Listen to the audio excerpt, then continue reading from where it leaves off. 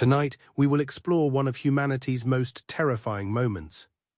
Picture waking up to a world plunged into darkness, failing crops, and utter confusion.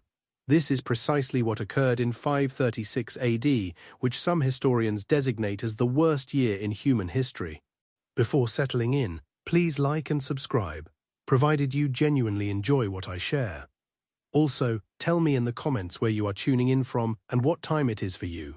It's fascinating to see who joins us globally.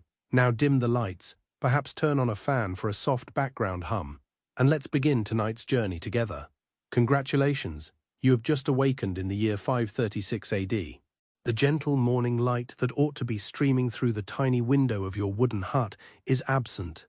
Instead, a strange, dim, bluish glow hangs in the air, as if the sun has deliberately veiled itself. You rub your eyes, supposing it is merely dawn, and the full light will follow. But it will not. Not today. Not tomorrow. Not for the next 18 months. Adela lives in a small village nestled in the rolling hills, close to the old Roman road to Constantinople, the magnificent capital of the Byzantine Empire. As one of the peasant farmers who formed the backbone of Emperor Justinian's realm, her life has had its rhythms and certainties. Her hut is one of 24 in a village clearing, with walls made of whale and daub, a lattice of wooden strips coated with a mixture of clay, sand, and straw. This simple technique has been used for centuries. Your thatched roof wards off most of the rain, though during heavy storms, small rivulets sometimes flow down the interior walls. The floor is packed earth covered with fresh straw, which you replace every few weeks when it becomes too soiled. The interior air is perpetually smoky from the central hearth where meals are cooked and warmth is retained during colder months. Homes like yours lack chimneys, smoke merely ascends and disperses through the thatch or the single window opening, which can be covered with oiled cloth when the weather worsens. Your dwelling is sparsely furnished, a low wooden table, a few stools, a chest for meager possessions, and sleeping pallets stuffed with straw. In a corner hangs your most valuable possession, an iron cooking pot suspended from a tripod over the fire pit, passed down through generations. It's essential for preparing meals. You share this space with your husband Marcus and your 2 children, 10-year-old Lucius and 6-year-old Livia. Your elderly mother also resides with you, her gnarled hands still able to spin wool and attend to Livia while you work the fields. On this strange, dim morning, you rise and move to the doorway, pushing aside the rough cloth that acts as your door. Outside, your neighbors are also emerging from their homes, their faces turned to the eerie sky, expressions ranging from confusion to fear. The sun whispers, "Helena, the weaver who lives in the hut next to yours." It is as pale as a winter moon. You nod, a knot of worry forming in your stomach. Your family, like everyone else in the village, relies on the sun for light, warmth, and crucially, for cultivating the crops that sustain you. Without strong sunlight, the barley and wheat in the fields will suffer, and a poor harvest will result in winter hunger. Perhaps you're just trying to sound more confident now, or blaming a distant forest fire. But this is not merely a momentary concern, it is a lasting reality. The following mornings arrive with the identical unnatural twilight, and the ones after that.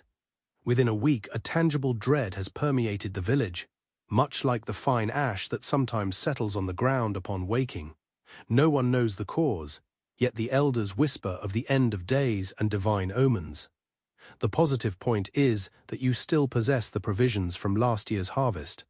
Sacks of grain, carefully protected from rats and weevils, dried beans, and preserves from autumn fruits. You are luckier than some. The bad news is that those stores were intended to supplement this year's crops, not replace them entirely. As weeks pass, the crops in the fields grow slowly, if at all. The barley and wheat that should be reaching for the sky by early summer remain stunted. The vegetables in your garden plot, cabbages, onions, and turnips, which usually offered welcome variety to your family's diet, are yellowish and small. Marcus returns from checking the fields one day, his face grim. The ears are forming, but they are thin, he tells you. If the sun doesn't return soon, we'll have less than half our usual yield, but the sun doesn't return to its full strength. Instead, a strange cold settles in. Despite the supposed summer, Frost appears on the ground some mornings, something never seen in June. The fruit trees which had blossomed before the darkness arrived now shed their immature fruit, small, hard knobs that will never ripen. In the village, the mood grows tense. The headman, Titus, calls a meeting in the small wooden church at the settlement center. Everyone attends, their faces gaunt with worry in the light of the tallow candles. "We must prepare," Titus states plainly. "The harvest will be meager. We must conserve what we possess and plan for winter." Father Powis, the village priest, raises his hands. "We must also pray," he adds. "God has sent us this trial, and only through prayer and penance can we hope for his mercy." That night, as you lie on your pallet beside Marcus, you whisper in the darkness, "What if the sun never comes back?" His hand finds yours beneath the rough woolen blanket. "It will," he says. But you hear the doubt in his voice. It must be so. Days blend into weeks, and weeks into months. Summer slips by without ever fully arriving. The customary heat gives way to an unseasonable chill. Autumn arrives, bringing the meager harvest. As foreseen, the yield is less than half expected. Grain is reserved for seed and basic food, leaving little for brewing ale or baking beyond simple daily bread. Winter comes swiftly with biting winds and heavy snow. In usual times, winter is hard but manageable.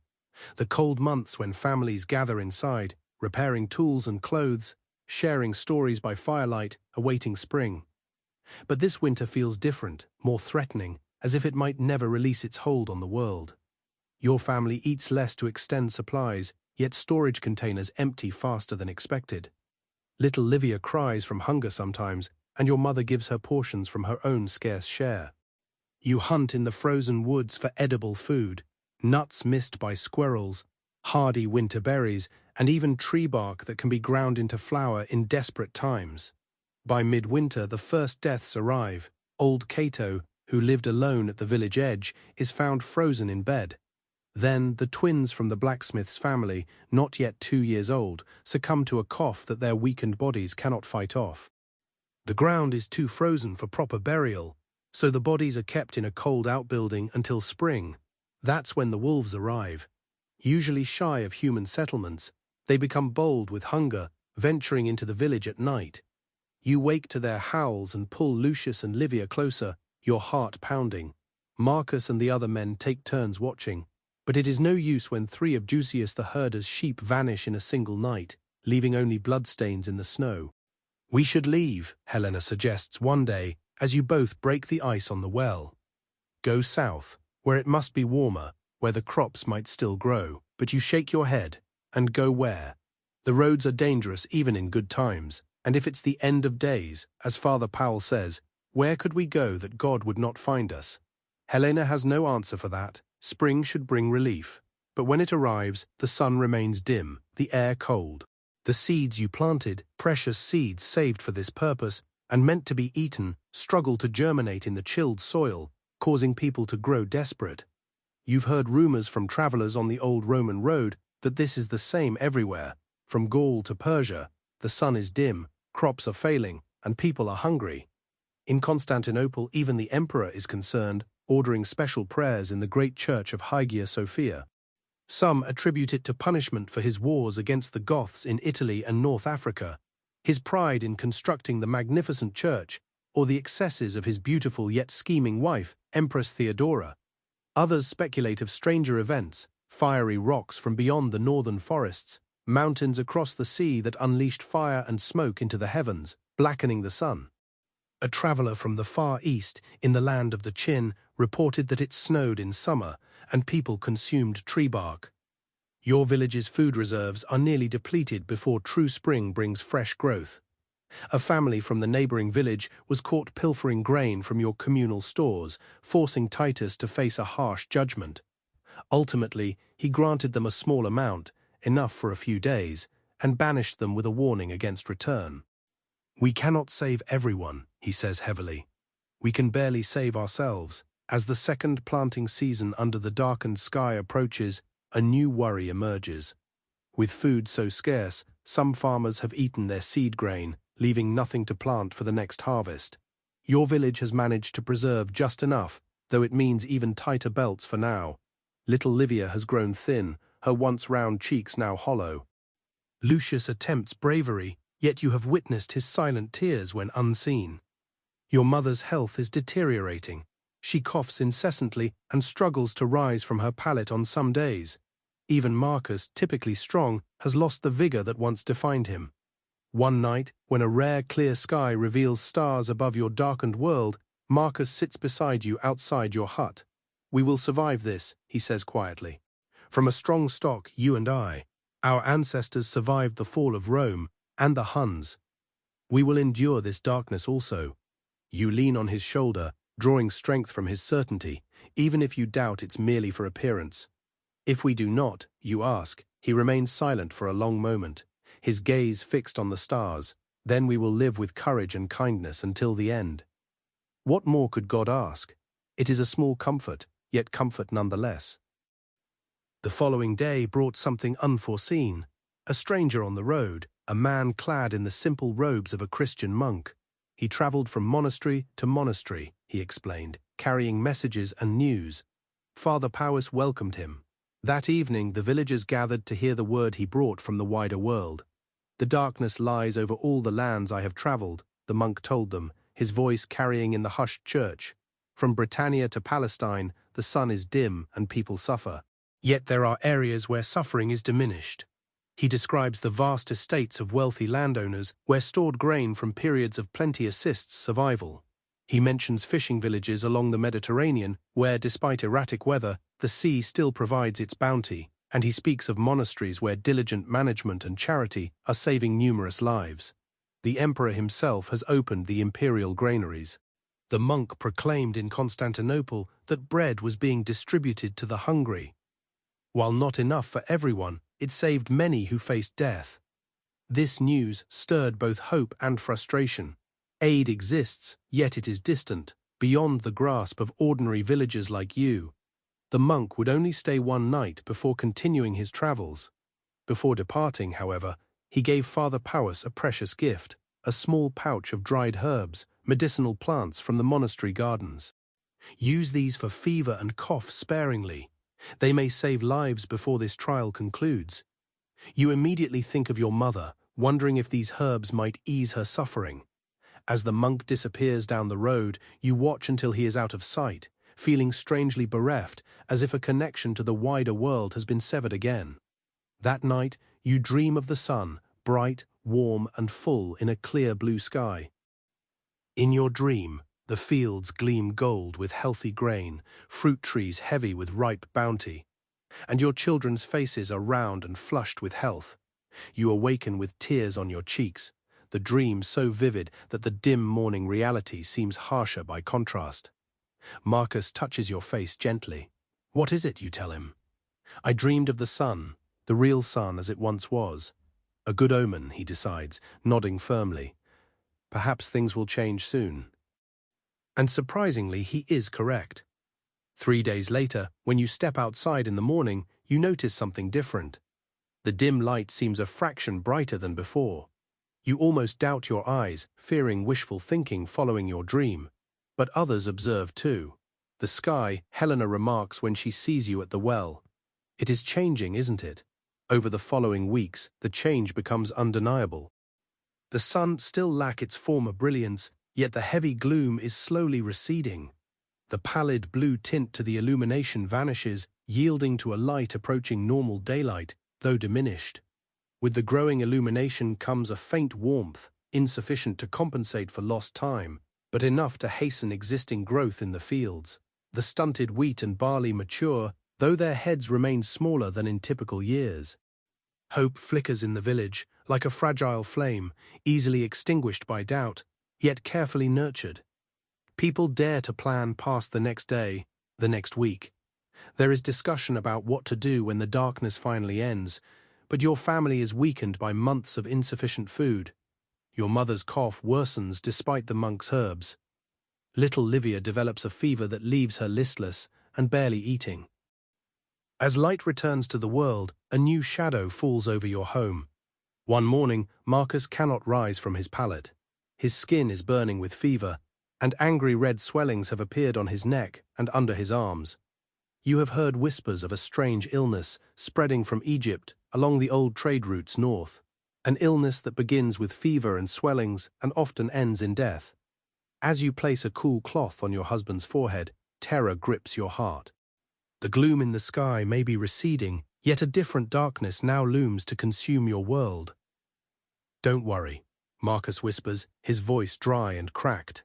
"I'm strong, I'll fight this." You nod, unable to speak past the tightness in your throat, and reach for his hand. Whatever follows, you will face it together, just as you face the darkness of the dimmed sun. But as you gaze into his fever-bright eyes, you cannot help wonder if the worst of your trials is yet to come. The twilight's fading light renders the interior of your hut even gloomier. Outside, the village settles for night, a distant dog bark, the lowing of the few cattle, and the murmur of voices exchanging quiet words of encouragement or concern. Inside, there is only the sound of Marcus's labored breathing and Livia's occasional whimper as she sleeps feverishly. Gazing at your suffering family, wholly dependent on your strength, despair briefly threatens to consume you. Yet Marcus's words resurface, "We will live with courage and kindness until the end." Taking a breath, you add another small piece of firewood to the hearth. Flames ignite, throwing a warm light that momentarily pushes back the shadows. It is sufficient. For now, that is enough. Tomorrow will present its own set of challenges, small triumphs or setbacks. But tonight your family is united, and hope remains that the sun will continue to shine, the fever will break, and life will find a path forward even in the deepest darkness. Humans are remarkably resilient throughout history. We have endured countless disasters, plagues, wars, famines, and catastrophes, demonstrating our ability to adapt, survive, and persist. As you settle beside your family in the gathering darkness, you hold fast to that simple truth. No darkness, whether in the sky or in human events, lasts forever. The sun always returns, even if it takes longer than anyone expected. The only question is whether you'll still be here to see it when it does. The days blur as you tend to your sick family. Marcus's fever burns relentlessly, and the angry red swellings, buboes, Father Powers calls them, grow larger and more painful. You've exhausted all remedies. Cool cloths, monk's herbs steeped in boiled water, prayers whispered through the night. Some mornings, hope flickers in Marcus's eyes, revealing a momentary clarity. Other days, his delirium terrifies you as he mutters of darkness and flames. Your mother has assumed care for Livia, despite her own frailty. The little girl's fever lacks the dreaded swellings, offering a sliver of hope that it is a less deadly illness. Lucius is healthy, yet his eyes show age beyond his years as he watches his father fight for life. Will father die? He asks you one evening as you both sit outside the hut, taking a brief respite from the sick room. You consider lying to him, offering false comfort, but something in his steady gaze tells you he deserves the truth, or at least as much of it as you understand yourself. "I don't know," you admit. Putting an arm around his thin shoulders, "The illness that grips him is dangerous, but your father is strong and stubborn, and he has much to live for." Lucius nods, his face solemn. "I have been praying to Saint Luke, the physician, as he tells you. Father Powers says he is the patron of doctors." You press a kiss to his forehead, your heart swelling with love for this boy who is being forced to grow up too quickly. "That is good. We need all the help we can get." On the 7th day of Marcus's illness, the crisis arrives. His fever spikes so high that his skin feels like fire beneath your touch. He writhes on the pallet, alternating between incoherent mumbling and cries of pain as the movement jostles his swollen lymph nodes. You send Lucius to fetch Father Pallas, fearing the worst befall you. The priest arrives swiftly, his worn woolen robe fluttering around his ankles as he hurries across the village. He carries his precious vial of holy oil for the last rites, and your heart constricts at the sight of it. Not yet, you think desperately. Not like this. Father Powers examines Marcus with gentle hands, which belly his advanced age. The swellings, he murmurs, they seem softer. Has he been able to sleep at all? A little, you say, when the pain eases enough. The priest nods thoughtfully. "It's possible," he begins, then stops himself. "I don't want to give false hope, but I've seen a few recover from this pestilence. Not many, but some." Usually it happens when the buboes soften and rupture, releasing the poison within. As you look at the largest swelling on Marcus's neck, you notice it looks different for the first time, less tense, its angry redness fading to a purplish hue. What should I do? Keep him comfortable, continue with the herbs and pray. Father Powers takes your hand. Shall I administer the last rites just in case? You hesitate, torn between pragmatism and superstition. Some claim that receiving the final rites while conscious accelerates death, as if a soul already prepared is too eager to leave. But Marcus is too far gone in fever to perceive this, and you cannot bear the thought of him dying unquietly. Yet you decide, please. The ritual is brief yet solemn, the Latin words flowing like water through the sick room. Father Powers anoints Marcus's forehead and hands with the holy oil, murmuring blessings and absolution. Once completed, you experience a strange blend of dread and peace, as if a door has been simultaneously opened and closed. That night, while sitting vigil beside Marcus, you notice a change in his breathing. Where it was previously rapid and shallow, it now comes more slowly with greater depth. The skin beneath your hand feels cooler. Then, as the first grey light of dawn filters through the window, the largest boil on his neck bursts, releasing a foul-smelling discharge that you quickly clean away with cloths. Marcus's eyes opened. Tonight, we explore one of history's most terrifying moments. Imagine waking to a dark sky, failing crops, and no explanation. This is what occurred in 536 AD, deemed by some historians the worst year for humanity. Before continuing, please like and subscribe if you enjoy this content. In the comments, please share your location and the current time. It's always fascinating to see who joins us from around the world. Now dim the lights, perhaps turn on a fan for a soft background hum, and let's begin tonight's journey together. Congratulations, you have just awakened in the year 536 AD. The gentle morning light that ought to be streaming through the small window of your wooden hut is absent. Instead, a strange, dim, bluish glow hangs in the air, as if the sun itself has decided to conceal itself behind a veil. You rub your eyes, wondering if it is merely dawn and the full light of day will soon arrive. But it won't. Not today, not tomorrow, not for the next 18 months. Your name is Adela, and you reside in a small village nestled in the rolling hills, not far from the ancient Roman road leading to Constantinople, the magnificent capital of the Byzantine Empire. You are one of the countless peasant farmers who constitute the foundation of Emperor Justinian's empire. Life has not always been simple, but it has possessed its own patterns and certainties up to this point. Your hut is situated among 24 others in a village clearing. The walls are constructed of wattle and daub. This is a lattice of wooden strips coated with a mixture of clay, sand, and straw, a simple technique used for centuries. Your thatched roof manages to keep out most of the rain. Even during heavy storms, small streams occasionally find their way down the interior walls. The floor is packed earth, covered with fresh straw, which is changed every few weeks if it becomes soiled. The air inside is always slightly smoky from the central hearth, where you cook and stay warm during colder months. Homes like yours have no chimneys. The smoke rises and filters through the thatch or a single window, which can be covered with oiled cloth when the weather worsens. Your home is sparsely furnished, a low wooden table, a few stools, a chest for your meager possessions, and sleeping pallets stuffed with straw. In one corner, your most valuable possession, an iron cooking pot, hangs from a tripod over the fire pit. Passed down through generations, this item is essential for preparing meals.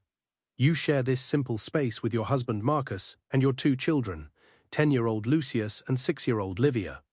Your elderly mother also resides with you, her gnarled hands still able to spin wool and care for Livia while you work the fields. On this strange dim morning you rise and move to the doorway, pushing aside the rough cloth that serves as your door. Outside, your neighbors are also emerging from their homes, their faces turned to the eerie sky, displaying expressions of confusion and fear. The son, Helena, the weaver in the hut beside yours, whispers to you. It is as pale as a winter moon. You nod, a knot of worry tightening in your stomach. Your family, like everyone in the village, relies on the sun for light, warmth, and most critically, for growing the crops that sustain you. In the absence of strong sunlight, the barley and wheat in the fields will suffer, And a poor harvest means winter will bring hunger. Perhaps you are only trying to sound confident, maybe referencing smoke from a distant fire. But this isn't a temporary matter. The following morning arrives with the identical unnatural twilight and the subsequent ones. Within a week, a palpable sense of dread has descended upon the village, much like the fine ash that sometimes settles on the ground when one awakens. Although no one knows the cause, the elders whisper of the end of days and divine omens. Fortunately, you possess provisions from last year's harvest, sacks of grain, carefully guarded from pests, dried beans, and preserves made from autumn fruits. You are, in this regard, fortunate. The unfortunate reality is that those stores were intended to supplement this year's harvest, not fully substituted. As time advances, the crops in the fields grow slowly, if at all. The barley and wheat, which should be reaching the sky by early summer, remain stunted. The vegetables in your garden plot, the cabbages, onions, and turnips, which usually offer welcome variety to your family's diet, are yellowish and small. Marcus returns from inspecting the fields one day, his expression grim. The ears are forming, but they are thin, he tells you. If the sun does not return soon, we will have less than half our usual yield, but the sun does not return to its full strength. Instead, a strange cold settles in. Even though it is supposed to be summer, frost appears on the ground some mornings, something you have never seen in June before. The fruit trees that had blossomed before the darkness came now drop their immature fruit, small hard knobs that will never ripen. In the village, tension increases. The headman, Titus, convenes a meeting in the small wooden church at the settlement center. Everyone attends, their faces drawn with worry in the candlelight. We must prepare, Titus states plainly. The harvest will be poor. We must conserve what we have and plan for winter. Father Powis, the village priest, raises his hands. We must also pray, he adds. God has sent this trial, and only through prayer and penance can we hope for his mercy. That night, as you lie on your pallet beside Marcus, you whisper in the darkness. What if the sun never returns? His hand finds yours beneath the rough woolen blanket. It will, he says, but you hear the doubt in his voice. It must. The days blur into weeks, and the weeks into months. Summer passes without ever truly arriving, the usual heat replaced by an unseasonable chill. Autumn brings the meager harvest. As expected, the yield is less than half the expected amount. The grain is reserved for seed and basic food, leaving little for brewing ale or baking beyond simple daily bread. Winter arrives early with harsh winds and heavy snow. Normally winter is difficult but manageable, a time when families gather indoors to mend tools and clothing, share stories by the firelight, and await spring. This winter feels different, more menacing, as if it will never relinquish its hold on the world. Your family consumes less to conserve resources, yet the storage containers empty more quickly than they should. Little Livia sometimes cries from hunger, and your mother rations portions from her own meager share. You forage in the frozen woods for sustenance, nuts missed by the squirrels, hardy winter berries, even tree bark that can be ground into flour in desperate times. By midwinter, the first deaths occur. Old Cato, who lived alone at the village edge, is found frozen in bed. Then the twins from the blacksmith's family, not yet 2 years old, succumb to a cough that their weakened bodies cannot withstand. Since the ground is too frozen for proper burial, their bodies are stored in a cold outbuilding until spring. That is when the wolves arrive. Normally shy of human settlements, they become bold with hunger, venturing into the village at night. You awaken to their howls and pull Lucius and Livia closer, your heart pounding. Marcus and the other men alternate standing watch. But it is no help when 3 of Deuceus the herd's sheep vanish in one night, leaving only bloodstains in the snow. We should leave, Helena suggests one day, as you both break the ice on the well. Go south, where it must be warmer, where the crops might still grow. But you shake your head, and go where? The roads are dangerous even in good times. And if it is the end of days, as Father Powell states, where can we go that God would not find us? Helena has no reply. Spring should bring ease, but when it does arrive, the sun stays faint, the air remains frigid. The seeds you planted, precious seeds that could have sustained us but were saved for this time, fight to sprout in the chilled earth. People grow desperate. You have heard rumors from travelers on the ancient Roman road. They say this is the same everywhere, from Gaul to Persia. The sun is dim, crops fail, and people starve. Even in Constantinople, the emperor is troubled, invoking special prayers in the great church of Hagia Sophia. Some believe this is retribution for his wars against the Goths in Italy and North Africa, his pride in building the magnificent church, or the excesses of his beautiful but scheming wife, Empress Theodora. Whispers speak of stranger things. Fiery rocks falling from the sky beyond the northern forests, mountains across the sea that spewed fire and smoke into the heavens, blackening the sun. A merchant claims that in the far east of the Chin land it snows in summer and people eat tree bark. Your village's food stores are nearly depleted before true spring arrives. A family from the neighboring village was caught stealing grain from your communal storage, forcing Titus to face a grim choice of punishment. Ultimately, he gave them a small portion, enough for a few days, and sent them away with a warning against returning, admitting heavily, "We cannot save everyone, we can barely save ourselves." As the second planting season under the darkened sky nears, a fresh worry arises. With food so scarce, some farmers have eaten their seed grain, leaving nothing to plant for the next harvest.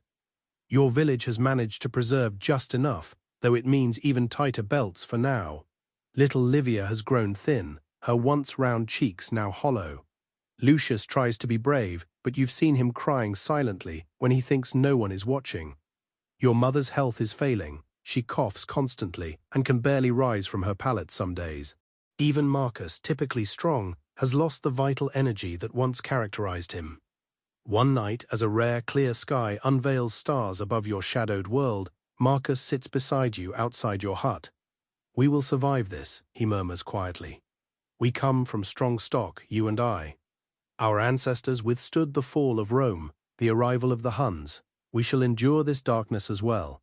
You lean against his shoulder, drawing strength from his certainty, even if you suspect it is partly for show. "And if we don't," you ask. He paused for a long moment, his gaze fixed on the stars. "Then we will have lived with courage and kindness until the end. What more could God ask of anyone?" It is a small comfort, yet comfort nonetheless. The following day brought something unexpected, a stranger on the road, a man in the simple robes of a Christian monk. He travels from monastery to monastery, he explains, carrying messages and news. Father Powys welcomes him, and that evening the villagers gather to hear the word he brings from the wider world. The monk tells them that darkness lies over all the lands he has traveled, his voice carrying in the hushed church. From Britannia to Palestine, the sun is dim and people suffer. Yet there are places where the suffering is less. He speaks of the great estates of wealthy landowners where stored grain from years of abundance helps people survive. He speaks of fishing villages along the Mediterranean where the sea still provides its bounty despite strange weather. He also recounts monasteries where careful management and charity are saving lives. The emperor himself has opened the imperial granaries. The monk reports in Constantinople that bread is being distributed to the hungry, not for all, but for many who would otherwise die. This news evokes both hope and frustration. Aid is distant, beyond the reach of simple villagers like you. The monk will only stay one night before continuing his journey, but before departing, he gives Father Powys a precious gift, a small pouch of dried herbs. "These are medicinal herbs from our monastery gardens," he explains, "for fever and cough. Use them sparingly, they may save lives before this trial ends." You immediately think of your mother, wondering if these herbs might ease her suffering. As the monk vanishes down the road, you watch until he is out of sight, feeling strangely sorrowful, as if a link to the wider world has been broken once more. That night you dream of the sun, bright, warm and full, hanging in a clear blue sky. In your dream, the fields are golden with healthy grain, the fruit trees laden with ripe bounty, and your children's faces are round and flushed with health. You awaken with tears on your cheeks. The dream's vividness makes the dim reality of morning feel even harsher. Marcus gently touches your face. "What is it?" he asks. "I dreamed of the sun," you reply. "The real sun as it used to be." A good omen, he decides, nodding firmly. Perhaps things will change soon, and surprisingly he is right. 3 days later you step outside in the morning and notice something different. The dim light seems just a fraction brighter than before. You nearly distrust your vision, wary of wishful thinking following your dreams. But others perceive it too. The sky, Helena notes when she sees you at the well, it is shifting, is it not? Over the ensuing weeks, the transformation becomes undeniable. The sun remains less brilliant than before, yet the heavy darkness slowly recedes. The pallid blue tint to the light vanishes, replaced by something nearer to normal daylight, though diminished.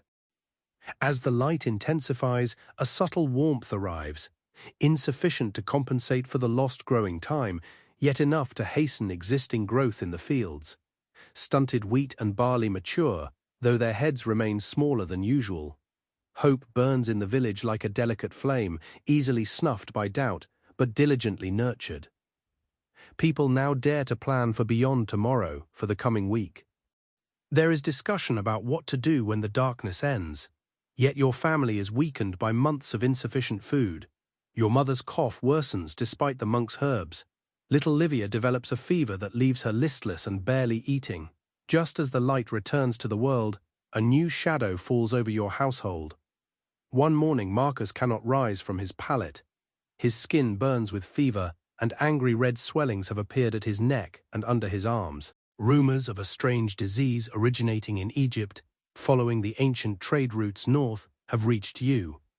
This illness starts with fever and swelling, frequently leading to death. As you apply a cool cloth to your husband's forehead, terror overwhelms you. The darkening sky may be clearing, but a new dread now threatens your entire world.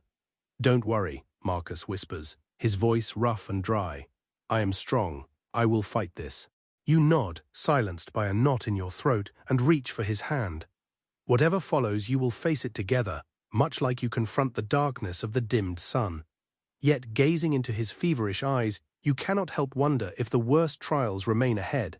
The fading light of evening deepens the shadows within your hut, beyond the usual gloom. Outside, the village settles for the night. A distant dog bark, the lowing of the few cattle, and the murmur of voices as neighbors exchange quiet words of encouragement or concern. Inside, only Marcus's labored breathing and Livia's occasional whimper cut through the silence of her feverish sleep. Observing your suffering family, all dependent on your strength, a moment of despair threatens to overwhelm you. But then you recall Marcus's words, "We will live with courage and kindness until the end." Taking a deep breath, you add another small piece of precious firewood to the hearth. The flames surge, throwing a warm light that momentarily dispels the shadows. It is sufficient, for now it must be enough. Tomorrow will bring its own trials, its own small triumphs or setbacks. Tonight, your family is together, and there remains hope that the sun will continue to shine, that the fever will subside, and that life will find a path forward even in the deepest darkness. After all, humans are remarkably resilient beings. Throughout history, we have confronted innumerable disasters, plagues, wars, famines, and natural catastrophes, yet somehow we persist, we adjust, we survive. As you settle beside your family in the gathering darkness, you cling to that simple truth. No darkness, whether in the sky or in human events, endures forever. The sun always returns, even if it takes longer than anticipated. The only question is whether you will still be here to witness it when it arrives. The days blend as you care for your ailing family. Marcus's fever burns without cease, and the angry red swellings, buboes as Father Powers calls them, grow larger and more agonizing. You've exhausted every remedy. Cool cloths, monk's herbs steeped in boiled water, and whispered prayers through the night. Some mornings, you find hope in a momentary clarity in Marcus's eyes. Other days, his delirium terrifies you as he mutters about darkness and flames. Your mother has assumed care for Livia despite her own weakness. The little girl's fever lacks the dreaded swellings, offering a sliver of hope that it might be a different, less deadly illness. Lucius remains healthy, though his eyes carry the age of old as he watches his father fight for life. "Will father die?" he asks. One evening, as you both sit outside the hut, taking a brief respite from the sick room, you consider lying to him, offering false comfort. But something in his steady gaze tells you he deserves the truth, or at least as much of it as you understand yourself. "I don't know," you admit, putting an arm around his thin shoulders. The illness gripping him is perilous, yet your father is strong and obstinate, and he has much life left. Lucius nods solemnly. He tells you that he has prayed to St. Luke, the physician, who is his patron. Father Powers states that St. Luke is the patron of doctors. You press a kiss to his forehead, your heart swelling with love for this boy who is being forced to grow up too quickly. That is good. We need all the help we can obtain. On the 7th day of Marcus's illness, the crisis arrives. His fever escalates so intensely that his skin burns beneath your touch. He writhes on the pallet, shifting between incoherent mumblings and cries of agony as the movement jars his swollen lymph nodes. You send Lucius to retrieve Father Pallas, dreading the potential calamity. The priest arrives swiftly, his threadbare woolen robe fluttering at his ankles as he rushes through the village. He carries his sacred vial of holy oil for the final rites, and your heart tightens at its sight. Not yet, you are thinking desperately. Not like this. Father Powers examines Marcus with gentle hands that betray his advanced age. The swellings, he murmurs, seem softer. Has he been able to sleep at all? A little, you say, when the pain eases enough. The priest nods thoughtfully. It's possible, he begins, then stops himself. I don't want to give false hope, but I've seen a few recover from this pestilence. Not many, but some. Usually this occurs when the buboes soften and rupture, releasing the poison inside. You look at the largest swelling on Marcus's neck, realizing for the first time it looks different, less distorted, its angry redness fading to a purplish hue. What is your course of action? Keep him comfortable, continue with the herbs and pray. Father Powers takes your hand. Should I administer the final remedy just in case? You hesitate, torn between practicality and superstition. Some claim receiving the final rites, while conscience accelerates death, as if a soul already prepared is too eager to leave. But Marcus is too far gone in fever to be aware, and you cannot bear the thought of him dying unconfessed. Yes, you decide. Please. The ritual is brief but solemn. Latin words flow like water over the sick room. Father Powers anoints Marcus's forehead and hands with the holy oil, murmuring blessings and absolution. When the event concludes, a strange blend of dread and calm settles over you, as if a door has simultaneously been opened and shut. That night, while you keep watch beside Marcus, you observe a change in his breathing. It is now slower and deeper than its previous rapid, shallow rhythm. The skin beneath your hand feels cooler. Then, as the first grey light of dawn enters the window, the largest boil on his neck bursts, releasing a foul-smelling discharge that you quickly wipe away with cloths. Marcus's eyes opened clear and focused for the first time in days. "Water," he whispered, his voice a dry rasp. You helped him sip from a wooden cup. Tears of relief blurred your vision. He was not in danger yet, far from it. But something had changed. The fever had broken, and with it the worst of your fear. Over the next few days, Marcus continued to improve. He is terribly weak, barely able to sit up without assistance. Yet his mind remains clear, and the remaining buboes either burst or start to shrink. Little Livia also turns a corner. Her childish resilience brings her back from illness faster than her father. The good news of their recovery is weighed down by the ongoing struggle for food. The village stores are nearly exhausted, and the current crops, though improving, will not be ready for harvest for weeks. You now forage daily, bringing home any edibles you can find. Wild berries, young dandelion leaves, and occasionally mushrooms if you are fortunate. Lucius has become skilled at setting snares for rabbits, though their meat is scarce, bones lacking, as if even the wildlife struggles for sustenance. Your mother grows weaker despite your efforts to ensure she is nourished. She insists on giving portions of her food to the children, and no argument will stop her. "I've lived my life," she tells you one evening. "Theirs are just beginning. The village as a whole is changing too. 3 more families have succumbed to the plague that nearly took Marcus, leaving only a handful of survivors among them. Others have decided to leave, taking their chances on the roads in search of places where food might be more plentiful. Headman Titus attempts to halt the exodus, claiming scattering increases vulnerability, yet desperation compels people to desperate choices. Helena, the weaver, is among those preparing to leave. Her sister married a man from a coastal fishing village, she explains as she gathers her few belongings. The illness has not yet reached there, they say, and at least there is food to eat. You help her fold her valuable collection of dyed wool, feeling conflicted. A part of you envies her for having a destination, while another part fears for her safety on the roads. Bandits have proliferated as order disintegrates, preying on travelers and isolated homes alike. I urge you to join us, Helena says, reading your mind. But I know you won't abandon Marcus while he is still weak. You shake your head. We will stay at least until harvest. If things don't improve, then you leave the thought unsaid. Helena embraces you tightly. May God protect you and your family, Adela. As you whisper, fighting back tears, go safely. The day Helena and 5 other families depart is somber. The entire village gathers to see them off, sharing what little food remains for their journey. Father Powys offers a blessing, his voice cracking with emotion. These are his flock scattering before dangers he cannot shield them from. As the small procession disappears down the old Roman road, you feel the village contract around you. What began as a community of nearly 30 families has shrunk to fewer than 20, with the survivors now bound more tightly by necessity and shared suffering.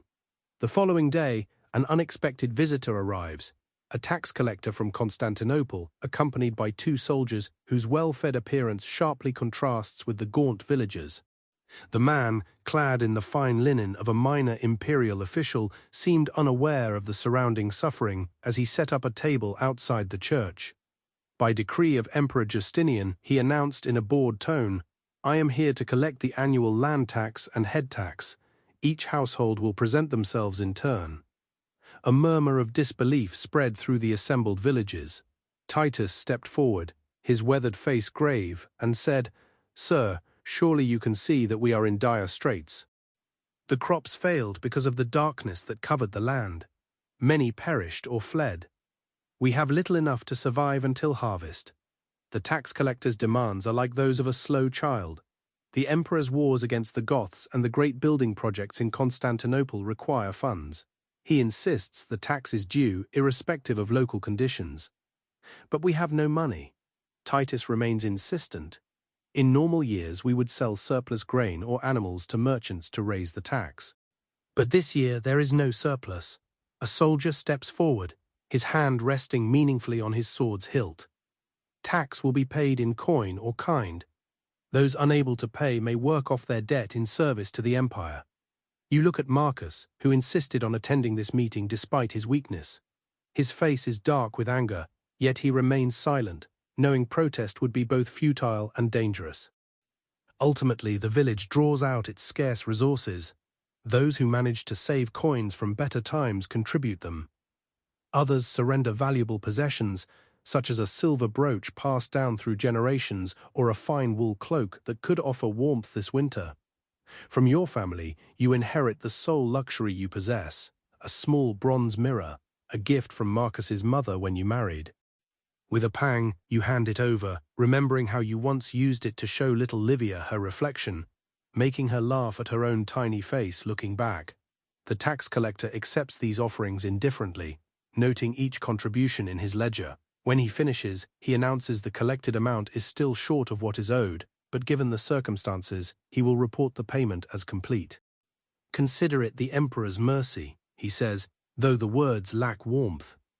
After he leaves with his escort, the villagers disperse in silent anger and resignation. It is a bitter reminder that despite your isolation and struggles, you remain part of an empire that demands its due, irrespective of your suffering. That evening, as your family shares a meager meal of wild greens and barley bread, Marcus speaks for the first time about the future. "When I'm stronger," he suggests we follow Helena to the coast. I look up in surprise. He reminds me that this land is our heritage, and we should never abandon it. He sighs, rubbing his gaunt, illness-worn face. That was before all this. The land will remain if circumstances improve and we choose to return. But I will not let my family starve due to stubborn pride. The harvest you begin will be better than nothing, but insufficient." He interrupts gently. "You know this, Adela. Your mother, who has been quietly listening, reaches out to touch your hand. Marcus is right, daughter. The young must go where they can thrive. Having seen enough summers, I know when there is not enough for winter. A lump forms in your throat as you realize she doesn't expect to make this journey with you. We all go or none of us, you say firmly. She smiles, softening the deep lines etched into her face by illness and hunger. We will see what God wills when the time comes. The conversation is broken by a commotion outside, shouts and running footsteps. Marcus tries to rise but is too weak, so you hurry to the door instead, peering out into the twilight. A group of villagers is gathered at the settlement's edge, surrounding something or someone on the ground. You rush over, heart pounding with fresh anxiety, to find Dias the herder kneeling beside the crumpled body of his eldest son, Flavius. The young man's clothes are torn and bloody, his face is beaten beyond recognition. He is alive but barely, his breath coming in ragged gasps. Bandits, Dias says, his voice hollow with shock. He was bringing the sheep back from the higher pastures. When they attacked, they took the entire flock, every last one. Father Paulus pushed through the crowd, carrying his pouch of healing supplies. He ordered that they get him to the church, quickly but gently. 4 men carefully lifted Flavius, carrying him toward the small wooden structure in the village center. You followed, knowing extra hands would be needed and recalling Marcus's herbal knowledge, which had expanded during his own convalescence. Inside the church, lit by beeswax candles for services, Father Powis inspects the young man's injuries. He requests water, and you quickly fetch it from the barrel by the door. For the next hour, you help the priest clean and bind Flavius's wounds. Some are minor, but others are deep and concerning. A blow to the head rendered him unconscious, and his right arm hangs at an unnatural angle, clearly broken. Will he survive? Dias asks, hovering anxiously nearby. Father Pallas's face is grave. That is in God's hands now. We have done what we can for his body. Now we must pray for his soul. As if his words are a signal, the villagers present bow their heads. The familiar Latin prayers wash over you, bringing little comfort, but a sense of shared purpose. This latest misfortune affects you all. Dias's sheep were among the few breeding animals left in the village, a precious resource for both wool and milk. When you arrive home, Marcus awaits news anxiously. You tell him of Flavius and the loss of the sheep, observing his face deepen in distress with every detail. This is how it starts, he murmurs. First, hunger drives men to desperation, and desperation makes them dangerous. If the imperial authorities cannot maintain order on the roads, he need not finish the thought.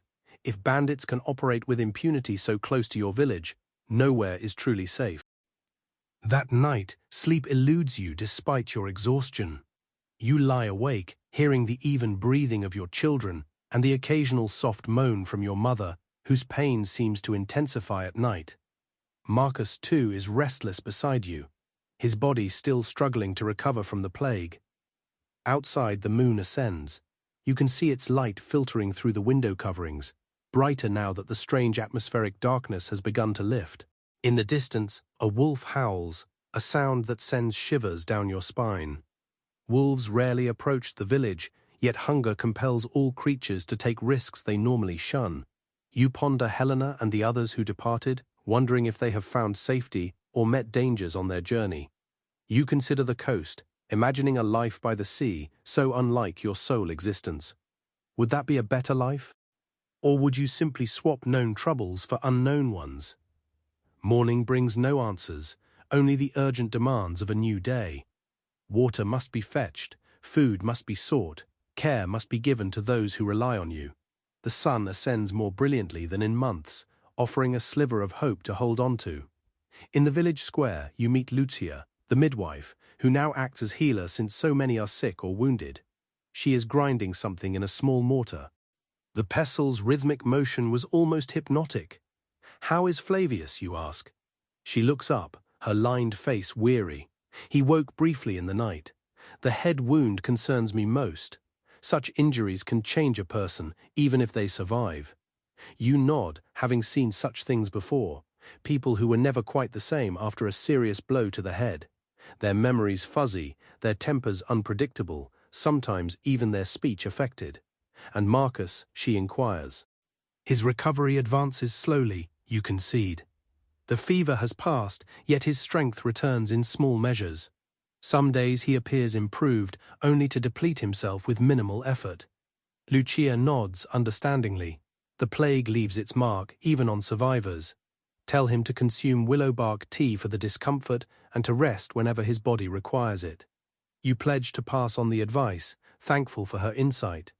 As you prepare to leave, she calls out to you. Adela, there is something you must know. 3 new plague cases were reported this morning near the village's west end.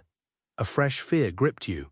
You thought it was over, that those who would fall ill had already succumbed. She shook her head grimly. This pestilence seems to arrive in waves. It finds new victims just when you think it's finished. She paused, then advised, you might want to keep your family close to home for a while, especially the children. Limit contact with others as much as possible. You thank her for the warning, your mind already racing with the implications. How can you isolate yourselves when daily survival demands interaction? Drawing water from the communal well, foraging in the same woods where others hunt for food, attending church where the whole village gathers, complete isolation is impossible, yet you resolve to be cautious. Your family has already suffered enough. You cannot bear the thought of the plague taking one of the children or returning to claim Marcus just as he's beginning to recover. As you walk home, a movement in the sky catches your eye, a V formation of geese flying northward.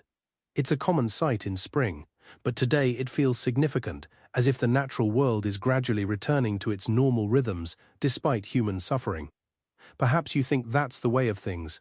Nature continues its cycles regardless of our trials. Seeds sprout, birds journey, seasons shift, inexorable processes that reflect our insignificance within the vastness of creation. This thought is both humbling and reassuring. Life continues regardless of us, implying that even this difficult time will eventually end. At home, Marcus sits in the weak sunlight, little Livia asleep in his lap. Though still gaunt, his face now holds more color, and his eyes meet yours with a clarity that lifts your heart. Any news? He asks. You hesitate, weighing whether to reveal Lucia's warning about the new plague cases. Choosing knowledge over ignorance, you tell him everything, watching his expression darken. We'll be careful, he says, as you finish. That's all we can do, you nod, sitting beside him on the rough wooden bench. Livia stirs, but remains asleep. Her small face peaceful, undisturbed by the worries affecting her parents. After a moment, Marcus mused, recalling your words yesterday about the harvest. You are correct. We should wait to see the yield before making any decisions about departure. Relief washes over you. The thought of leaving your home, of embarking on uncertain paths with 2 children and an ailing mother, has terrified you more than you've acknowledged, even to yourself. And I considered what you said, your response, about not allowing pride to keep us here, if staying means watching our family suffer. You are correct about that as well. He covers your hand with his. The familiar calluses are now softened by weeks of illness, so we wait, we watch, and we decide together when the time comes. Together you lean slightly against his shoulder, careful not to disturb Livia. The moment of peace is shattered by Lucius running toward you, his face alight with excitement. Mother, father, come quickly. Something is happening. You rise, alarm replacing contentment. What is it? What's wrong? Nothing is wrong. He pants, breathless from running. It's Helena. She has returned, and she is not alone. Wagons, many of them, are coming up the road. Marcus struggled to his feet, handing the still sleeping Livia to you. Wagons? What kind of wagons? But Lucius was already dashing back toward the village center, calling over his shoulder. Come and see. They say they have food. You and Marcus exchanged a glance of cautious hope. Could this be the relief you've been praying for? Or is it yet another complication in an already complicated struggle for survival? There's only one way to find out. With Livia cradled in your arms, you follow Marcus as he slowly proceeds toward the village center. His illness has left him weak, and you see how each step drains him, yet determination propels him onward. Lucius rushes ahead and back, too excited to keep a steady pace. Hurry, he insists, before others arrive. By the time you reach the village square, a crowd has already gathered. Peering through the gaps between your neighbors, you catch glimpses of several wagons, sturdy wooden vehicles drawn by oxen that appear surprisingly well fed despite the general scarcity of fodder. These wagons are laden with sacks and barrels, their contents concealed yet promising. Standing atop the lead wagon is Helena. She looks different, somehow more confident, her posture straighter than you recall, though her face still bears the strain of recent hardship. "Friends," she calls, her voice carrying across the square. "I have brought aid from the coastal settlements. The fishing has been successful despite the strange weather, and the monasteries along the shore have opened their storehouses to those in need." A murmur of hope spreads through the crowd. Helena gestures to a man by her wagon, a solidly built fellow in the simple robes of a monk, his head shaven in the Roman style. Brother Thomas, who represents the monastery of St. John by the Sea, explains that they organized this relief effort. The monk steps forward, his weathered face solemn yet kind. He says they have heard of the suffering in the inland villages. "Our brothers have been blessed with a bountiful catch from the sea, and our gardens, protected from frost by the coastal climate, yielded vegetables when others failed. We bring what we can spare: grain, dried fish, salt, and medicines." Titus pushed through the crowd to stand before the wagon. "Your generosity is God's mercy made manifest," he said, his voice thick with emotion. "How can we repay such kindness?" Brother Thomas shook his head. "We ask nothing in return. Christ commanded us to feed the hungry and comfort the afflicted. We do only what our faith requires." A cheer erupted from the villages, a sound so full of relief and joy that it brought tears to your eyes. Livia stirred in your arms, awakened by the noise, her sleepy eyes widening at the unusual scene. "What is it, mother?" she asked. "Are we having a celebration?" You managed to tell her, your voice unsteady. Some kind people had brought food for the village. Distribution began immediately. Brother Thomas had a system. Each family received a portion based on its size, with extra allotments for the sick, the very young, and the elderly. As villagers approached, their faces registered disbelief and gratitude as they accepted sacks of grain, bundles of dried fish, and small jars of precious salt. When it was your turn, Marcus insisted on stepping forward, though you could see his trembling from the effort of standing. Brother Thomas assessed his gaunt appearance and lingering illness with a practiced gaze. "You had survived the plague," he observed. "Praise God for your recovery. Take this." He hands over not merely the standard allocation, but also a small leather pouch containing herbs from our infirmary. "They will help rebuild your strength." "Thank you," Marcus says, his voice rough with emotion. "My family will be well cared for," Brother Thomas assures him. "We have brought enough for everyone, with some left over for the planting. It takes several hours for the distribution to be completed. By the end, every family in the village has received a share of the precious supplies." The mood shifted from desperate endurance to cautious hope. Children, once listless with hunger, now dart about with renewed energy, and adults stand straighter, as if a great weight has been partially lifted. Brother Thomas and his fellow monks are invited to stay the night before continuing their journey to other villages in need. A feast is hurriedly prepared, modest by normal standards, yet lavish compared to recent meals. The entire village congregates near the church, exchanging food and tales, momentarily forgetting their precarious situation. Helena finds you during the celebration, her face flushed with the satisfaction of having brought aid to her former neighbors. "I thought of you every day," she tells you, clasping your hands in hers. "When I reached my sister's village and saw they had food to spare, I couldn't rest until I found a way to send some back. You saved us," she says simply. "Another few weeks passed, and I couldn't imagine how we would have survived." She shook her head. "It wasn't my fault. The monks were already planning a relief mission. I merely ensured our village was included in their route." She looked around, her expression growing more serious. "But Adela, this isn't a lasting answer. The coastal settlements are better off than us. However, they too have endured the darkness. The fish stocks are diminished compared to normal years, and the monastery gardens yield less. This food will help, but we still face hard times ahead. You finish for her, I know." She hesitates, then lowers her voice. "There's room in my sister's village for a few more families, good people with strong backs and willing hands. If you wanted to come, the offer hangs between you, tempting and frightening at the same time." Before you can respond, Marcus approaches, leaning heavily on a walking stick fashioned from a sturdy branch. "Helena," he greets her warmly. "We owe you an unpayable debt." She embraces him gently, aware of his fragility. There are no debts between friends. I am simply grateful for my assistance. Grateful as they converse, you observe Lucius and Livia playing with the other village children, their laughter a sound you had nearly forgotten. Your mother sits nearby, a small smile gracing her tired face as she watches the festivities. For this single evening at least, the threat of imminent starvation has receded, but Helena's words resonate in your mind. This food, though welcome, offers only a temporary respite.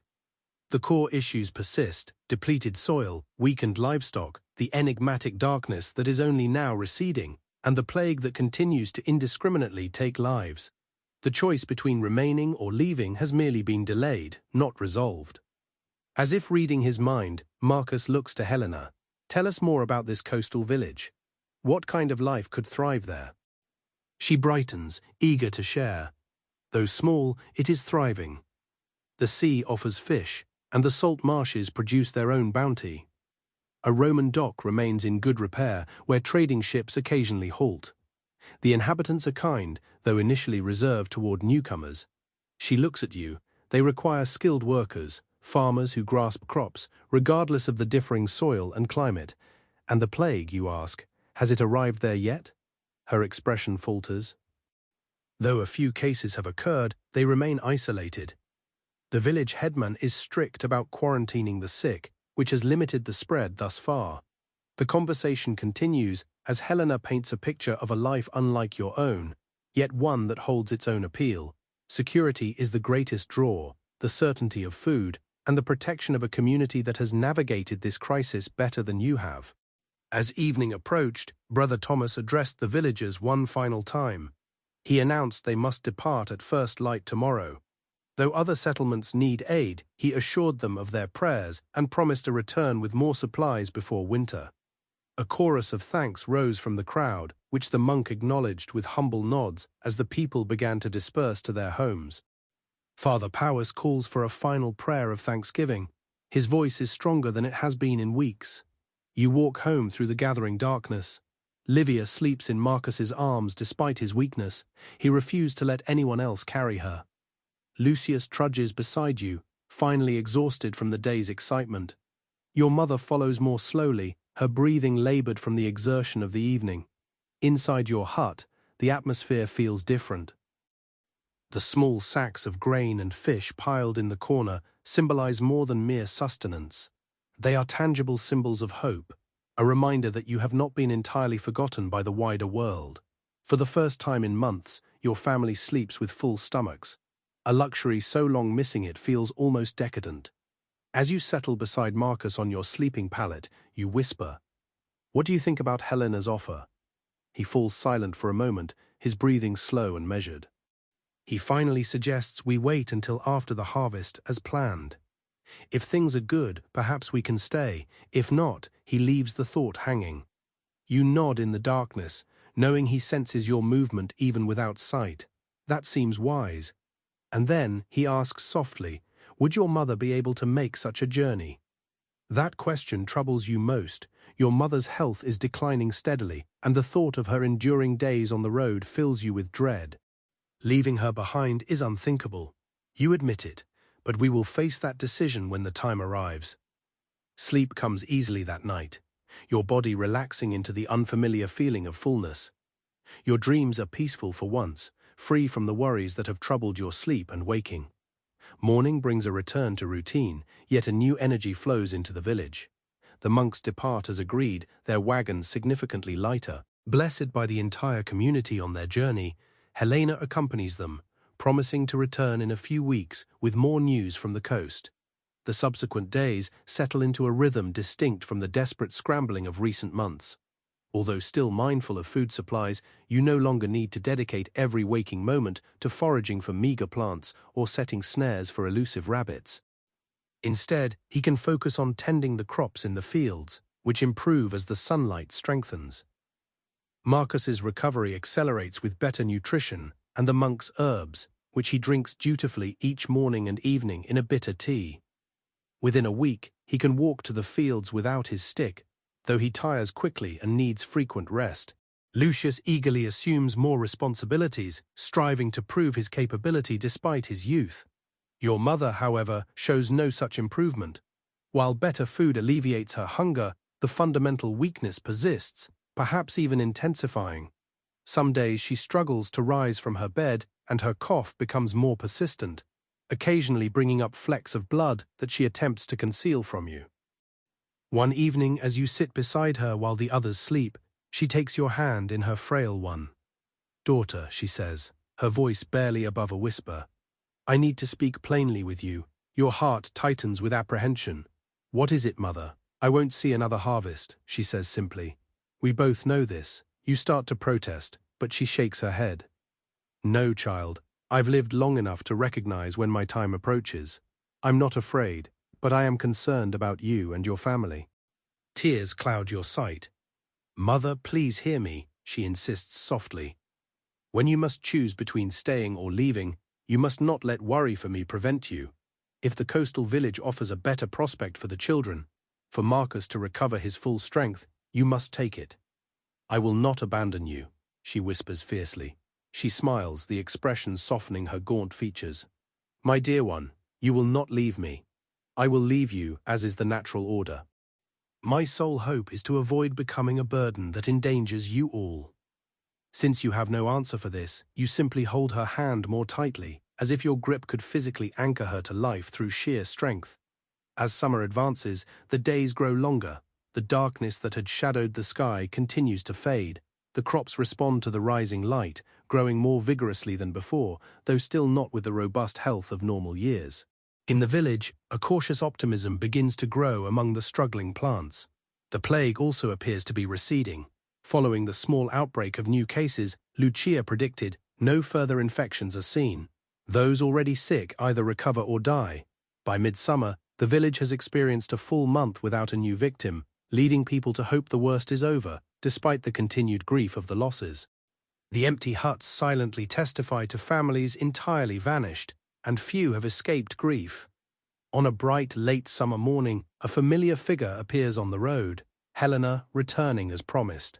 This time she travels alone on foot instead of by wagon, yet her steps are light and her face animated as she shares her news with the eager villagers. The coastal settlement continues to thrive. She reports that fishing improves weekly as the waters warm and trading vessels arrive more often. Brother Thomas sends greetings and assures everyone he has not forgotten his promise of winter supplies. She also shares personal news. She will marry a fisherman from her sister's village, a widower with 2 young children. She privately assures you he is a good man, kind to his children and respected in the community. "I never considered remarrying at my age."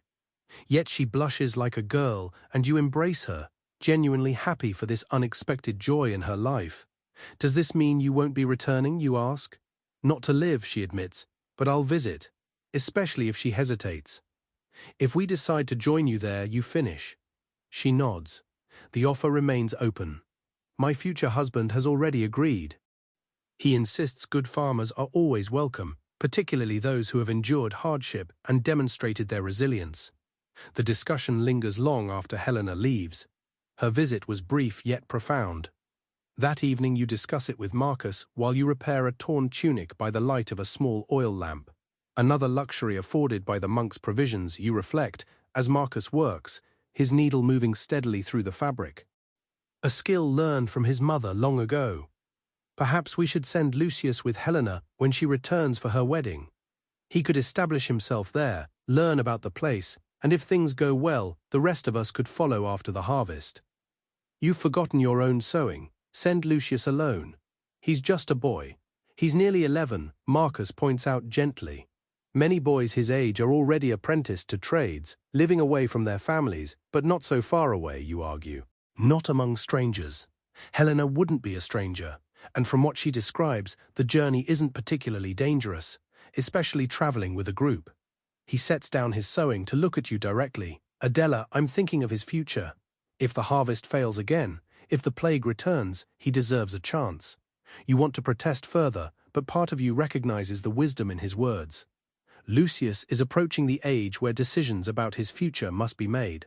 In normal times, he would likely follow his father as a farmer, but these are not normal times. "Let me consider that," you say finally. We should ask Lucius how he feels.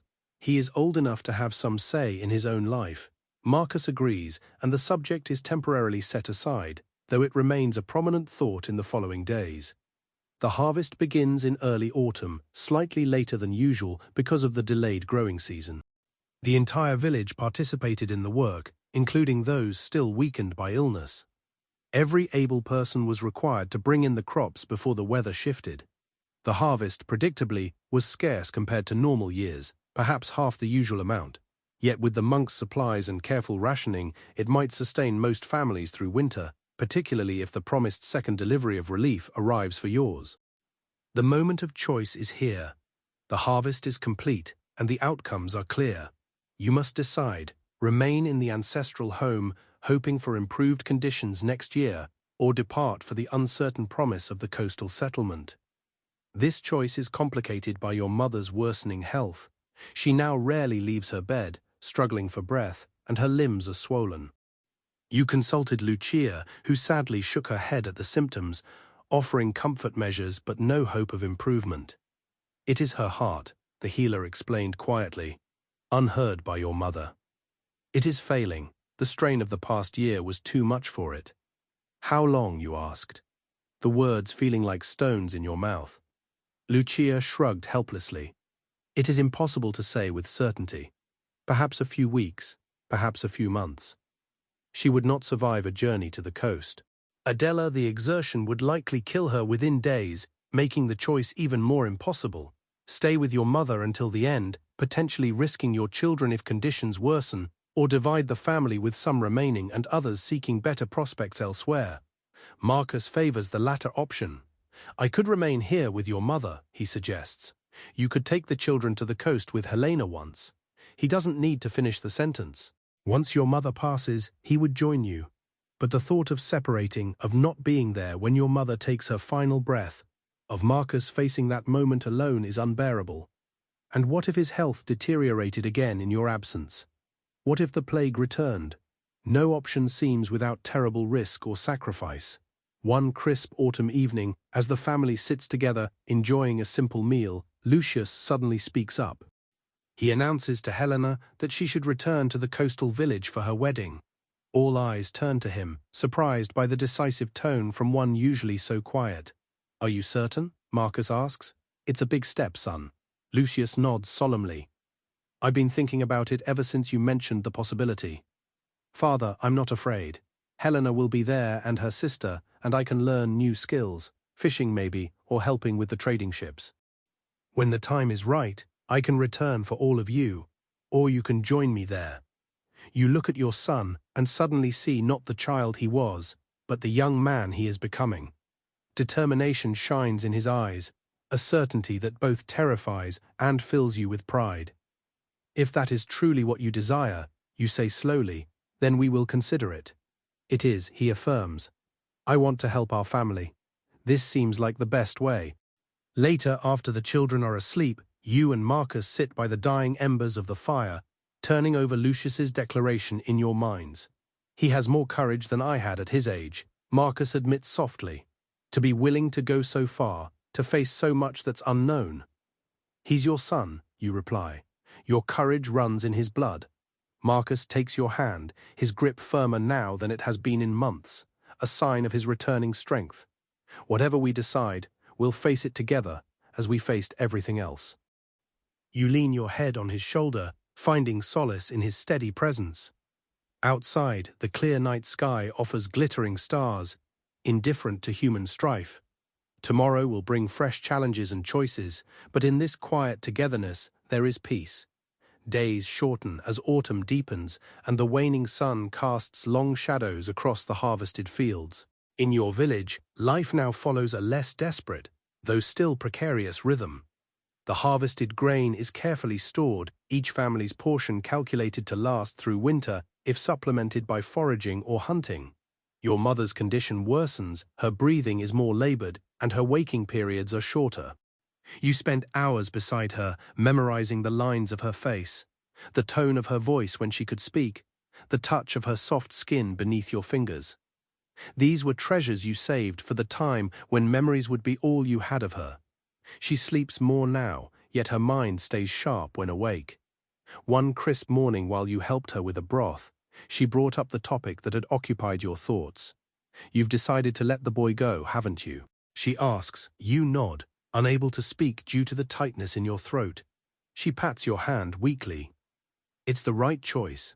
He's young enough to adapt, to build a new life, and he has a good head on his shoulders. He won't forget his origins. But he's so young," you whisper. "Younger children have faced greater historical challenges," she reminds you.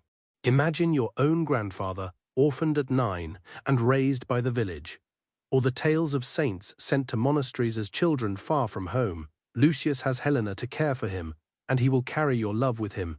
Though her words offer little solace, you know she is correct.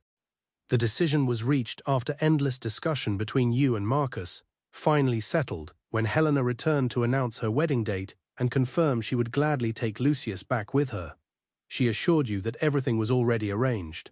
"He will stay with my sister's family until we establish our own home, and then join us.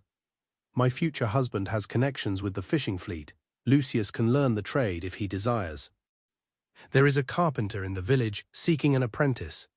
The boy appears remarkably composed regarding the plan, though you have observed him spending extended hours with his father, absorbing Marcus's knowledge of farming, carpentry, and the natural world, as if attempting to compress a lifetime of learning into a few short weeks. You witnessed him cry only once, huddled in a corner of the hut at night, when everyone else was asleep. When you offered comfort, he swiftly wiped away his tears. "I am not sad, mother," he insisted. "I will simply miss you all so much." You held him then, this child on the verge of becoming something else, and felt his thin shoulders tremble with restrained emotion. "We will miss you every day," you told him. "But this is not the end. One way or another, our family will be reunited." Whether that reunion occurred here or at the coast remained unspoken, a question mark hanging over your future. As you care for your mother, you reflect on how your family is pulling in conflicting directions, even as you strive to maintain cohesion. Lucius prepares to depart, your mother prepares for a different kind of leaving. Marcus remains torn between the ancestral land his forebears cultivated and the prospect of a more secure existence elsewhere. Only little Livia seems untouched by these tensions, too young to fully comprehend what is unfolding. She spends her days playing with the other village children. Her earlier illness is forgotten in the resilience of childhood.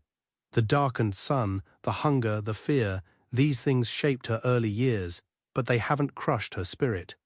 You pray daily that the worst is behind her, that her future will be brighter than her past. Your mother's voice breaks into your thoughts. "You're brooding again," she says with a hint of her old sharpness. "I can always tell. Your forehead crinkles just like your father's used to. You smile despite yourself."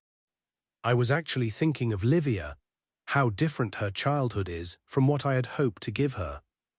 "Children are stronger than we imagine," your mother says, "and they don't measure life against what might have been, only against what is. To her, this is simply life, the good and the bad combined."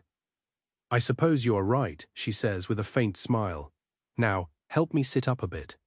I have been lying here so long I will take root like an old tree." Adjusting the rough pillows behind her, you support her frail body as she shifts. The effort leaves her breathless, her face grey with exhaustion, yet she insists on remaining upright. "That's better," she manages when she catches her breath. "Now, tell me about the preparations for Lucius's departure. Is everything ready?" You nod, recounting how you've been mending his clothes and packing a small bundle of possessions. The wooden horse Marcus carved for him years ago, a knife, extra sandals for the journey, and a small pouch of barley and dried fish as his contribution to Helena's household. Your mother asks, "Have you thought about a gift for her wedding? It's customary, and she's done so much for our family." You hadn't considered this, focusing as you've been on more immediate concerns. "What could we possibly give?" "We have so little." Your mother weakly gestures toward a small wooden box in the hut's corner. "Inside is my mother's silver brooch. I saved it for Livia when she is older, but Helena should have it now. It would please me to know it is worn again, instead of sitting in a box awaiting better times." "Mother, are you certain? It is one of the few valuable things remaining. What good is it hidden away?" Helena deserves it, and it seems fitting that it should travel with Lucius, a piece of his heritage, to remind him of home.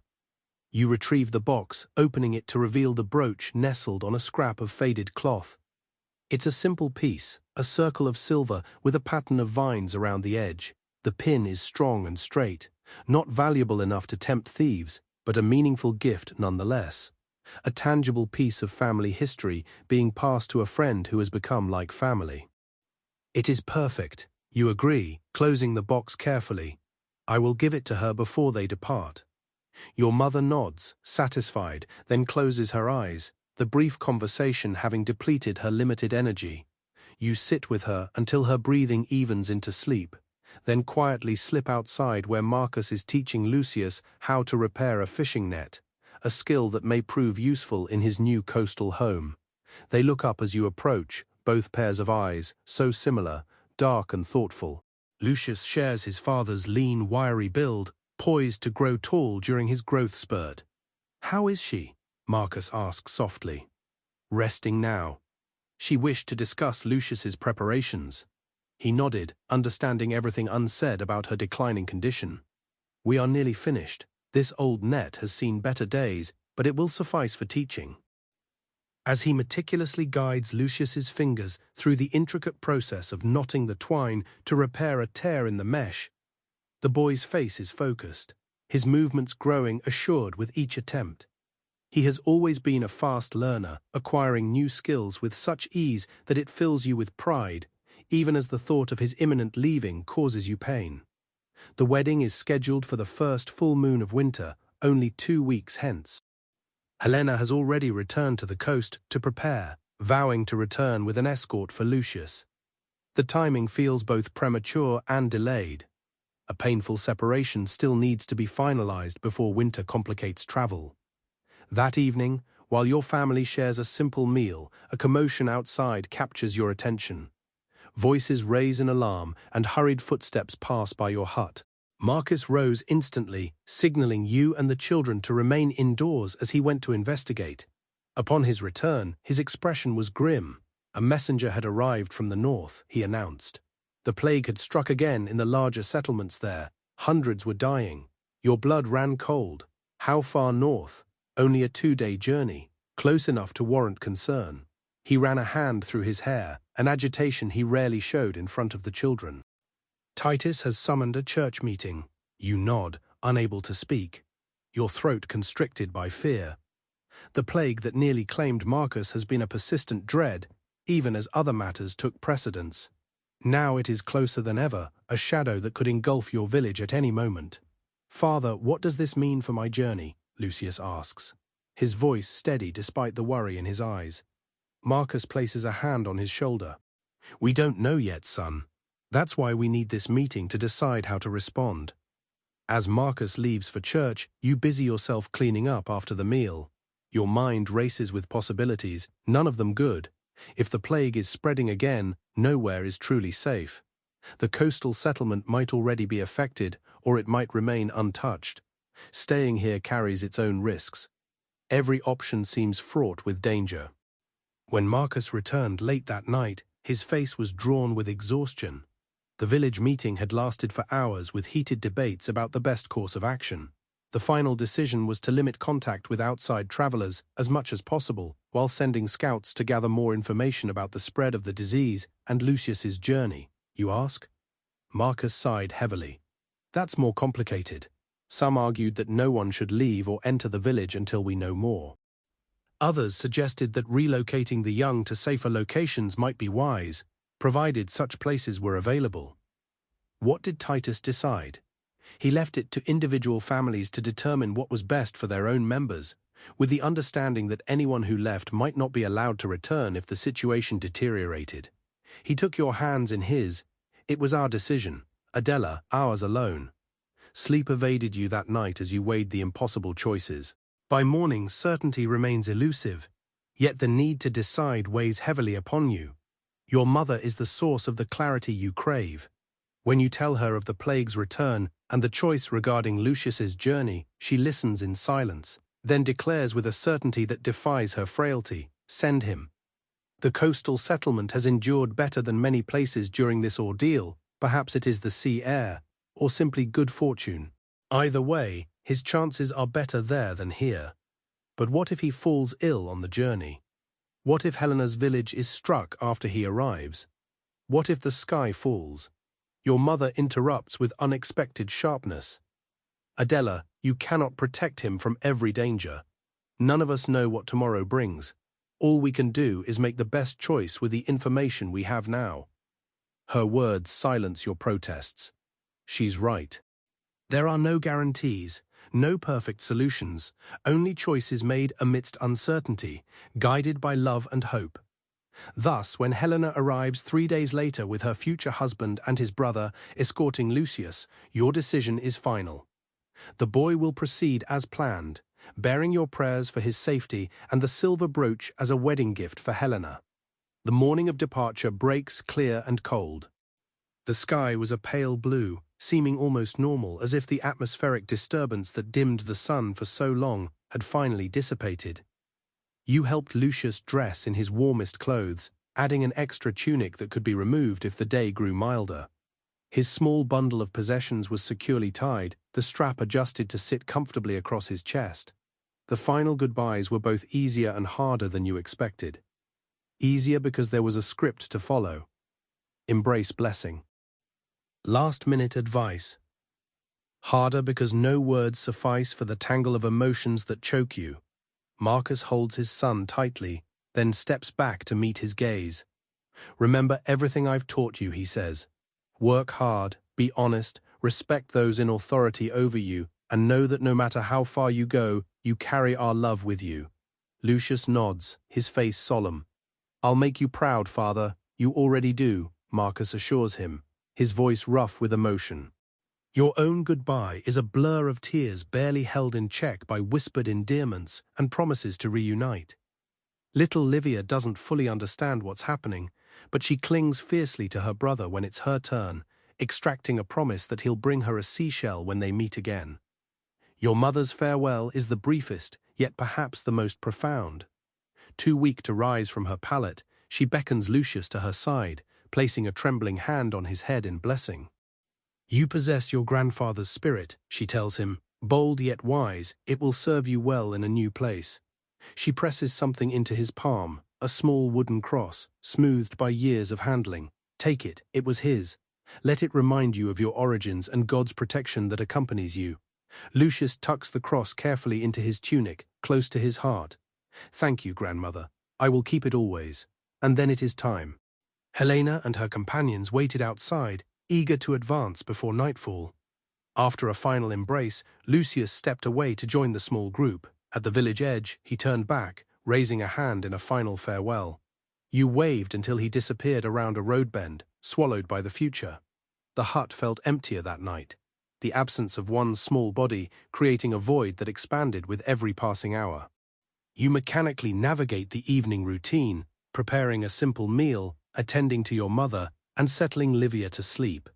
Marcus is unusually quiet, his hands restless as he picks up and abandons tasks unfinished. You tell him he'll be all right eventually, as much to convince yourself as to comfort him. Marcus nods, avoiding your gaze. Of course he will. Helena will look after him, and he is smart enough to keep out of trouble. Neither of you address the plague or the 1,000 other dangers that might strike a young boy on the road or in a strange new place. Some fears are better left unsaid. The following days possess a strange muted quality, as if the world has dimmed by Lucius's absence.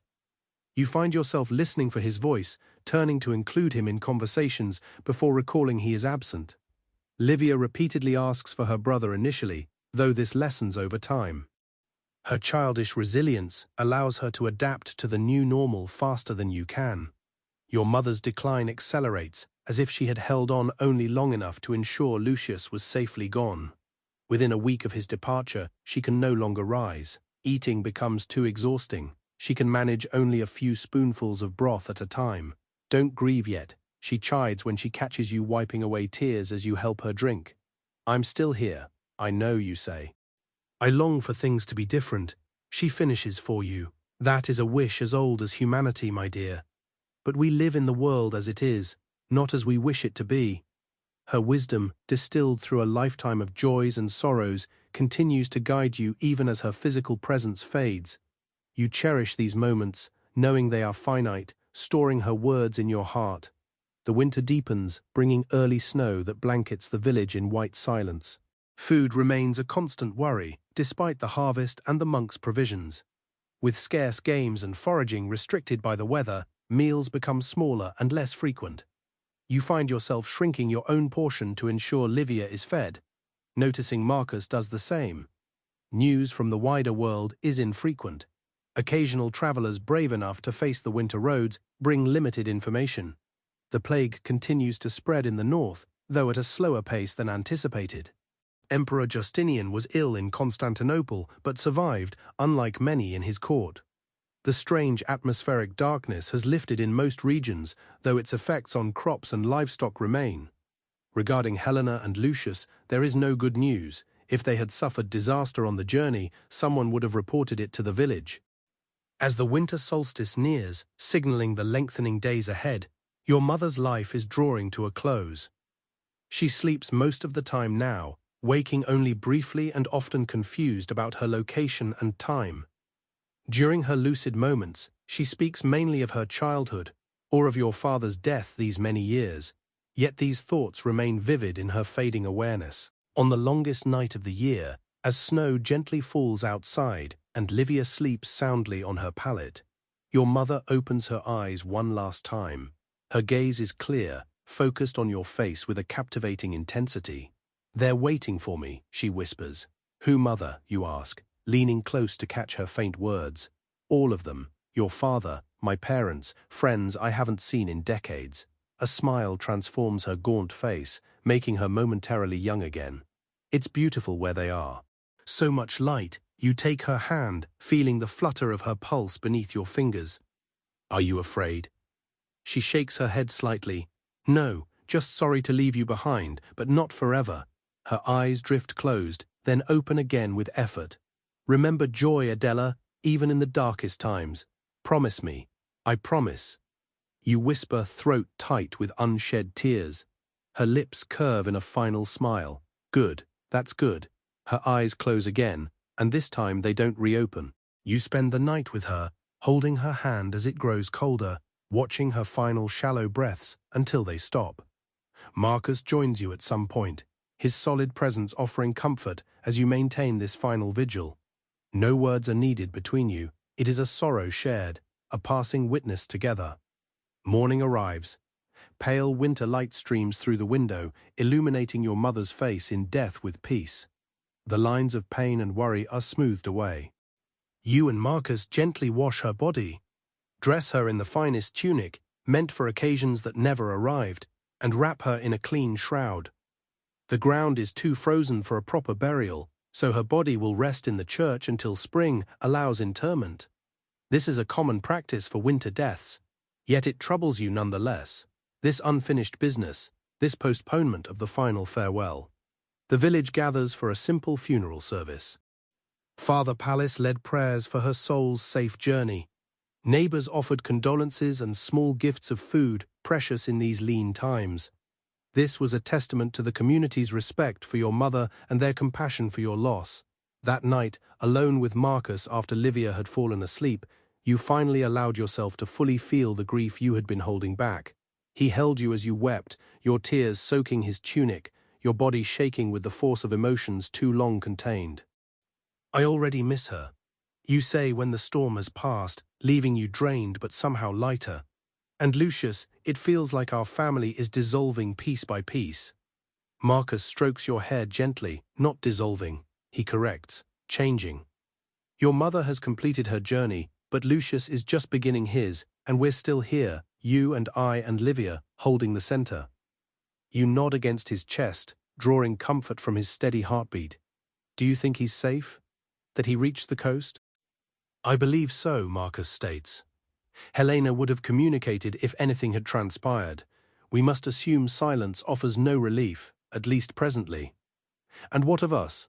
What awaits us when spring arrives? This is the query held between you since Lucius left, whether to follow him to the coast or stay, tethered to ancestral lands yet exposed to the whims of weather and sickness. Marcus paused for a long moment, contemplating waiting for Brother Thomas to return with his promised supplies. He suggested that if Thomas brought news that the coastal settlements were safe from plague and confirmed the sea still yielded its harvest, then perhaps it was time to consider joining Lucius there. The admission cost him. You could hear the reluctance in his voice, the unwillingness to abandon the land that had sustained his family for generations. But there is also resignation and practicality. The world has changed. Perhaps they must adapt to it. If the news is grim, you ask, then we stay and face whatever comes, as we always have. His arms tighten around you. Together you close your eyes, letting that promise envelop you like a blanket against the winter chill.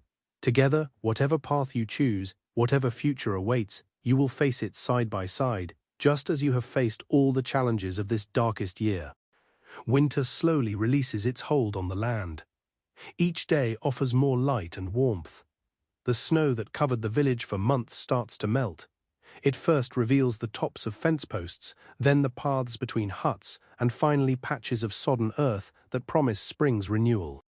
For you and Marcus, these lengthening days evoke both hope and anxiety.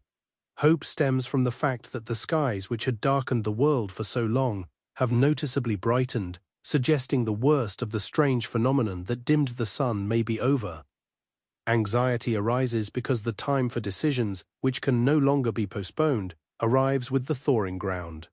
Your mother's body, kept in the church through the frozen months, must now be properly buried, and the fields must be prepared for planting. And the question left hanging between you, since Lucius's leaving, must finally be resolved. Will you remain, or will you depart? Brother Thomas had not returned with the promised extra supplies, which Marcus views as a worrying sign. Something must have stopped him, he reasons, as you both toil to clear a small vegetable plot beside your hut.